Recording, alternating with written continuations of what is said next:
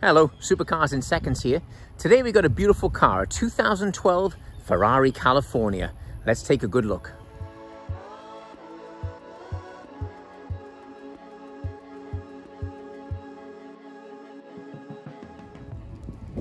So here she is, just a beautiful example. This is a color called Grigio Silverstone, and she has the Koyo interior, which is lovely. I'll open up this door. That's a sort of mid-tan, sort of caramel type color. That's very, I love this crisscross stitching pattern in the seat. Very, very beautiful. You've got the embossed Ferrari horse there, of course.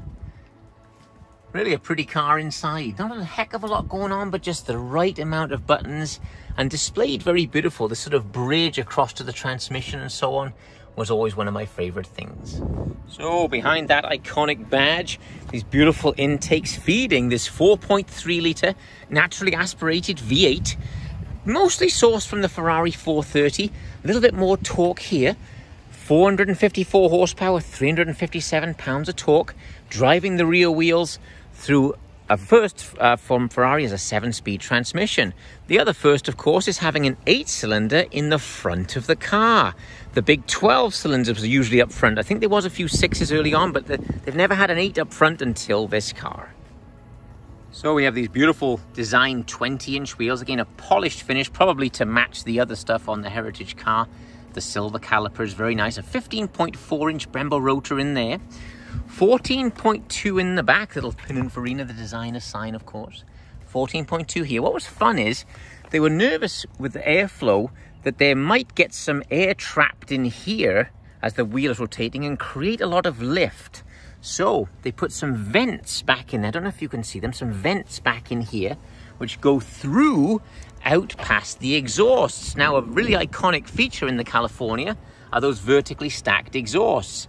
They couldn't lay them flat because that would fill up that area that they just released the pressure from. So they had to stack them vertically.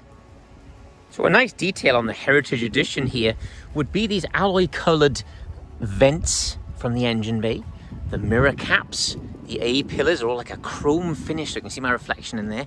And the main grille down the front here, giving it that sort of, again, that sort of 1950s type look to the car, which is very, very special. Just 3 buttons on the key. Now, there's the lovely Ferrari key, of course. I'm flipping it over. I've got 3 buttons. I've got an unlock, a lock, and the trunk release. You'll notice, of course, the California, folding hardtop convertible. Another first with this car for Ferrari. So I will push the little button here, which will pop the trunk, and it will hinge this way to start. There it goes, up there, so I can then store things. This folds up. Actually got a wind deflector for the rear. Once that's up, you've got a very big trunk, actually, particularly for a convertible. Then, pulling back down it goes. Then, when you put the convertible top, the front hinges back this way, so the trunk will operate in 2 directions. Really very, very impressive. So now, inside the California, driver's eye view. Like most exotic cars, really a very special place. I love it says Ferrari California on the little screen over there, which gives you all of your mileage, your information on fuel, etc., etc. Dominant tachometer, very nice, up to 8,000 revs, of course. I do like these white little markers on the gauges. Again, might be part of the Heritage pack. And our speedometer up to 220 miles an hour. I'd like to see if we can get up that far. That might be kind of fun. Generally speaking, a nice clean display inside, as I mentioned a moment ago when I opened the door. This one's fun. Again, Heritage gets us the Alcantara floors.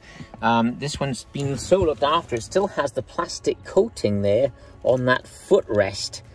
So whoever had the car certainly loved her. So there, that beautiful Koyo leather, I guess meaning chamois, I suppose, as a direct translation. When I grab everything, it's beautiful quality, much more padded than the F8 we drove recently, and I'll put a link to that video at the end of this one. But this very much the road car. Everything I'm touching, this one especially to close the door, is really nicely padded. So let's pull that closed, and we have our lovely display. So I've got the key here, of course. The key does have to go in first, all processes. So the key goes in and we turn, then engine start, just lovely on the wheel there to just give us a nice traditional Ferrari go. So as far as the infotainment, we got this smaller screen, about a 5.5-inch screen is my guess. The smaller maps, but all, you know, 3D, lots of different ways to to view the map and so on. So it's a nice size. Generally, these cars aren't driven as a daily commuter car, so the blind spot monitoring, things like that, no, that's not as important on cars like this, frankly, because they're not used in the conventional road car way. Pretty nice air conditioning controls down here. Do have driver and passenger separate, and a very powerful fan, just 4 speeds, but it changes dramatically from each one. Then you can of course tune it to have the air going wherever you like.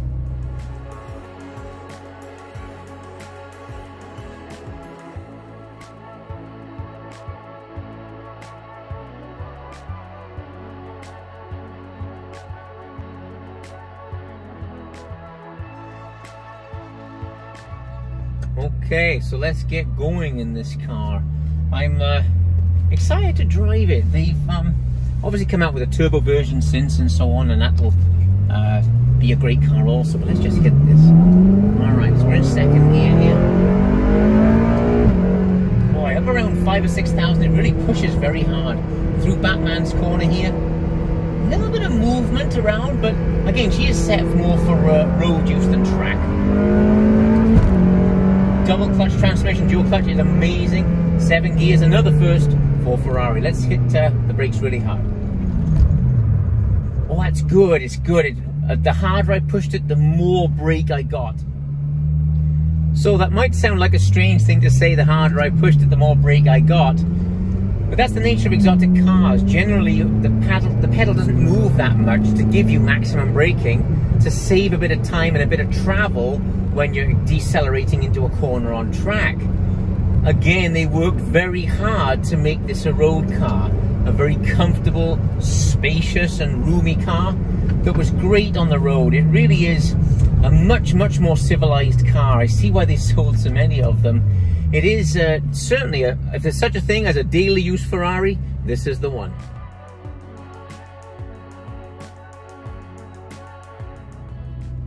So think of the California as almost a bit of Ferrari's greatest hits. I'm going to put her up into sport mode here, of course, just for a change.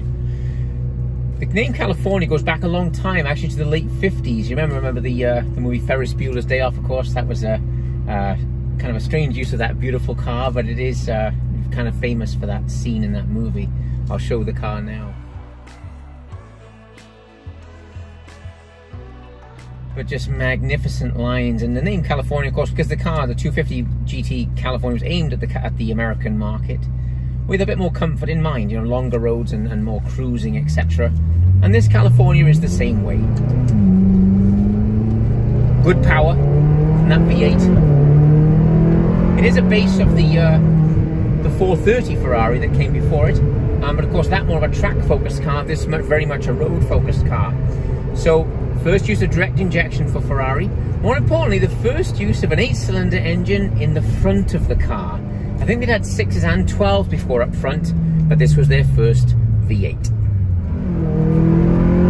So coming down at higher speed, coming down to a hard right-hander, great brakes here. Boy, that dual clutch is really fast, bearing in mind this transmission really came out in 2010. Good power as it builds. Again, at about 5,500, seems to have another push. It is naturally aspirated, but it does respond very well. I like the car. So going into reverse, we have this on this floating bridge here. We have all of the auto reverse, except if I push reverse here, then we get our little backup camera up here with some trajectory lines.